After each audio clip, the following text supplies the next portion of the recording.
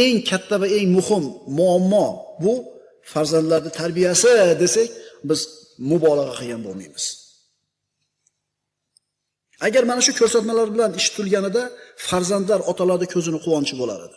Endi albatta hammani farzandlari betarbiya bo'lib ketdi deb aytmaymiz. Tarbiyasi bilan shug'ullangan, bir odobli, axloqli farzandlar ham bor. Lekin umumiy ahvolga qaraladigan bo'lsa, ahvol yaxshi emas. Ha, albatta ota-onasi solih bo'lib turib, farzandi noqobil bo'lganlar ham bor.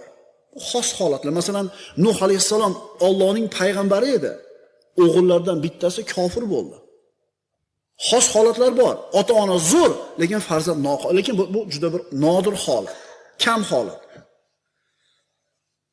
Demak, eng ulug' amal farzandni iymon bilan tarbiya qilishlik. Odatda otalar 40 ga kirgandan keyin Robbilari bilan aloqalarini tuzatishga tushishadi. Boshqacha qilib aytsak, 40 ga kirganda eskiradi. Bu vaqtga kelib foiz ketib bo'lgan edi. Bolasining yoshi 20 yetib bo'ldi. Endi har qancha urinmasin, foiz ketdi. Vaqt o'tdi.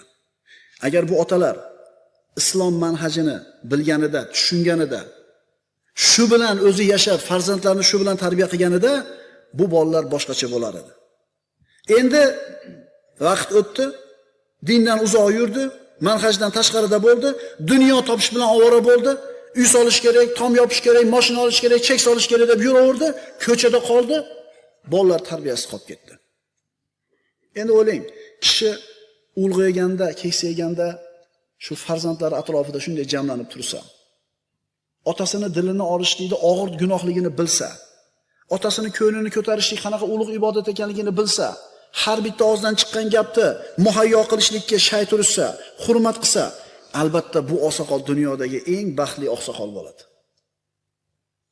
Birodarlar, farzandlarimizni tarbiyasiga sarflagan vaqtimiz, kuchimiz, moli dunyomiz minglagan barobar ziyoda bo'lib qaytib keladi dunyoda o'zida ham.